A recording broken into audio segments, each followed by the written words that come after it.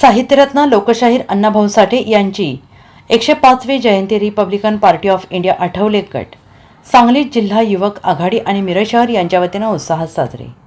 1 August साहित्यरत्न लोकशाहीर अण्णाभाऊ साठे यांची 105वी जयंती Republican Party of India Athawale गट, सांगली जिल्हा युवक आघाडी आणि मिरज शहर यांच्या वतीनं मिरज शहरातील साहित्यरत्न अण्णाभाऊ साठे यांच्या अर्धपुतळ्यास पुष्पहार अर्पण करून उत्साहाने आणि आनंदाने साजरी करण्यात आली. आणि यावेळी रिपब्लिकन आठवले पक्षाचे पश्चिम महाराष्ट्र सचिव माननीय महावीर तात्या कांबळे, युवक आघाडीचे सांगली जिल्हाध्यक्ष माननीय श्वेतपद्मा कांबळे, सांगली शहर जिल्हाध्यक्ष माननीय पोपटराव कांबळे, VNTचे सांगली जिल्हा अध्यक्ष माननीय सागर सादरे, मराठा आघाडीचे सांगली जिल्हा अध्यक्ष माननीय संतोष जाधव, सांगली जिल्हा प्रसिद्धी प्रमुख माननीय योगेंद्र कांबळे, मिरज शहर अध्यक्ष माननीय अविनाश कांबळे, युवक आघाडीचे सांगली जिल्हा उपाध्यक्ष माननीय हनुमंत कांबळे यांच्या हस्ते साहित्यरत्न अण्णाभाऊ साठे यांच्या पुतळ्यास पुष्पहार अर्पण करून साहित्यरत्न अण्णाभाऊ साठे, विश्वरत्न डॉक्टर बाबासाहेब आंबेडकर, छत्रपती शिवाजी महाराज, छत्रपती संभाजी महाराज, छत्रपती शाहू महाराज, माता जिजाऊ, माता रमाई, माता भीमा यांचा जयघोष करून जयंती अत्यंत उत्साहात आणि आनंदात साजरी करण्यात आली.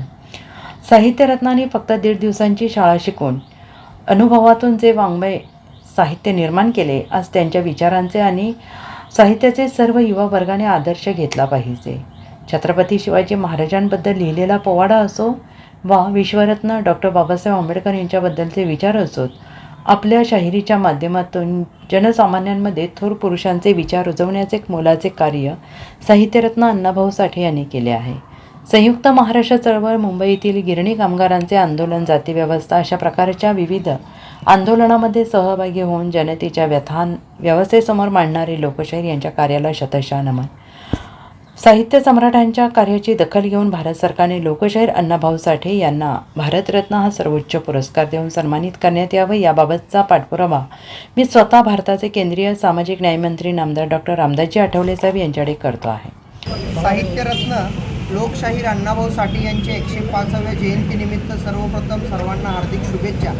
आज Republican Party of India Athawale यांच्या वतीनं शहर जिल्हा अध्यक्ष यांच्या नेतृत्वाखाली पश्चिम महाराष्ट्र सहसचिव महावीर कांबळे यांच्या आदेशानुसार आम्ही रिपब्लिकन पार्टी ऑफ इंडियाचे सर्व मिरज शहरातील शहर जिल्ह्यातील कार्यकर्ते आज अण्णाभाऊ साठे यांना अभिवादन करण्यासाठी इथं आलेलो आहोत. खरं तर मला एक गोष्ट आवर्जून सांगायची आहे. महाराष्ट्रामध्ये साहित्यामध्ये बऱ्याच लोकांची नावं घेतली जातात, पण खास करून एक गोष्ट सांगायचं आहे, ज्या माणसांना मराठी भाषेवर प्रभुत्व मिळवायचं असेल त्यांनी खरोखर अण्णाभाऊ साठेंचं साहित्य वाचून काढलं पाहिजे. गुलामगिरी आणि अन्याय अत्याचाराच्या विरुद्ध पुरोगामी लढा देऊन अण्णाभाऊ साठेंना समाजाला एक वेगळी चळवळ आणि दिशा देण्याचं काम त्या काळी केलं होतं. आज आपण सर्वजणांनी अण्णाभाऊ साठेंच्या वाटेवरती जाऊन अण्णाभाऊ साठेंची चळवळ जिवंत ठेवण्याचं काम केलं पाहिजे.